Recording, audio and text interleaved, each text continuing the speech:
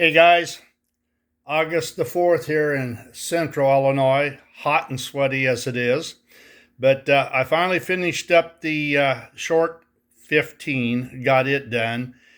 Did a couple of things different. I had bought a real nice rubber stamp that said Shell, and I come to the conclusion that there was no way in hell I would ever get that thing to stamp on there and look halfway decent. So I don't have the skill. And I tell you what, stamping a rolled surface is not an easy process, even though I did practice a little bit. So what I settled on was, initially, before Shell ever put their name to their product, all they did was use a logo. And I believe this is either their 1909 or their 1939 logo. So since we're pre-war, I wanted something that was going to be pre-war. So I got that taken care of. In fact, that's just wet. I literally finished that 15 minutes ago, and I best not touch it. Also, I had painted the underframe. My undercarriage had been all black. The steps were black. Well, I never thought about it, but the steps totally disappeared when you looked at it because the frame is black. So I went ahead and I pinstriped it, and it gave just a little bit of a pizzazz to it. I went ahead and pinstriped the handrails right at the top, and I left the dome as a nod to its ancestry. I left the dome as it was.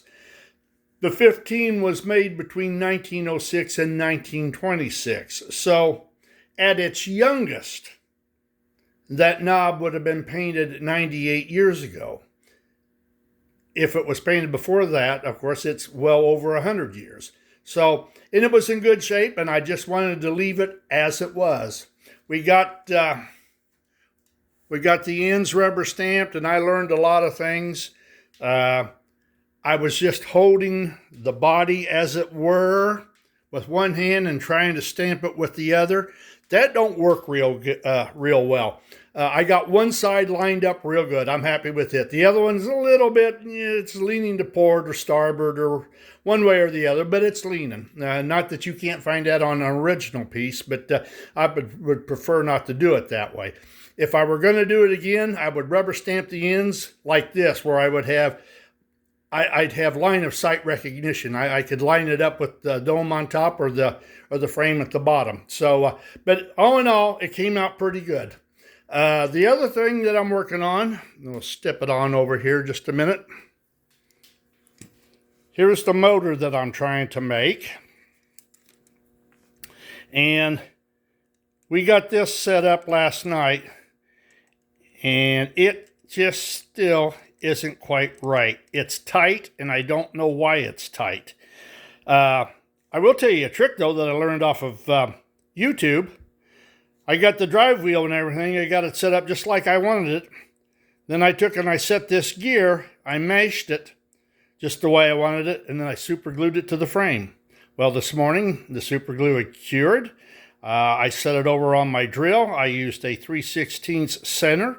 I got everything lined up, and then I drilled it out with a size 43 bit that allows me to tap it to 440, and it worked good. But I don't understand my tightness, because I can turn this thing, and the small planetary gear will make a number of revolutions.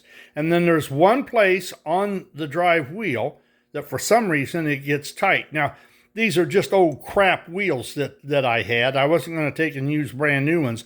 So I'm wondering, is it because it's got zinc best? So is it swelled? Is it swelled out of shape? Or is there something that I did in the construction? I mean, it was, almost dropped it. It was easy to do. I made this. This was a 1-inch quarter hex standoff, and I put it in the lathe, and I turned it down to 3/16 round. Now I'll cut the top off this because I don't need the top. And like I say, all I did was just glue this right to the side. So we'll get it figured out. If I can't figure it out, my buddy's got the machine shop can. So problem with doing it with him is he does every mathematical formula on the face of the earth, and that's way beyond my understanding. I can't wrap this head around it.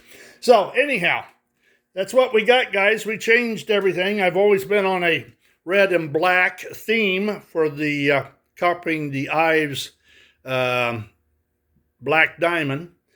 So the orange is a little bit neat to add to it. So everything you're seeing here, that's scratch built. That was a 13. That was a 15. That's scratch built. The flat car scratch built. That was simple. The Coke car was scratch built.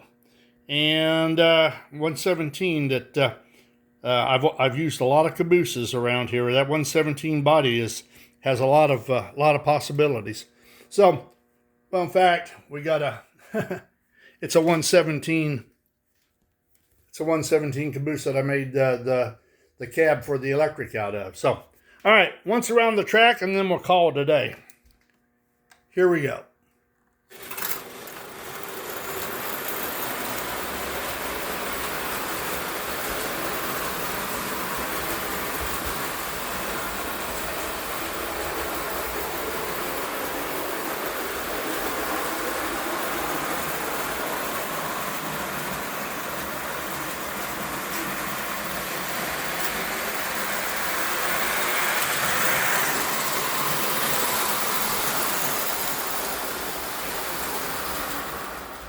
All right, guys. Have a good weekend. We'll talk with you later. Toodaloo.